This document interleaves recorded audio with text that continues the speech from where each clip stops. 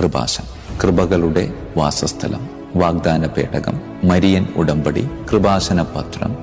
P Joseph അച്ഛൻ ദിവ്യകാരുണ്യത്തിന്റെ മുമ്പിൽ ഭക്തി നിർഭരമായി പ്രാർത്ഥനയിലായിരിക്കുന്നു. അമ്മ വന്ന് അച്ഛനോട് പറഞ്ഞു, ആയിരക്കണക്കിനല്ല, പതിനായിരക്കണക്കിനല്ല, ലക്ഷക്കണക്കിന് ആളുകൾ അച്ഛനോട് ചേർന്ന് അമ്മയുടെ കരം ഗ്രഹിച്ച് മരിയൻ ഉടമ്പടി സ്വന്തമാക്കി ദൈവീക ഉടമ്പടിയെ ലക്ഷ്യമാക്കിക്കൊണ്ട് യാത്രയിലാണ്. എല്ലാ വർഷവും ഒക്ടോബർ മാസം അവസാന ഞായറാഴ്ച ഒരു വലിയ ജപമാല തീർത്ഥാടന യാത്ര നടത്താറ്. ദൂരം 13 കിലോമീറ്റർ.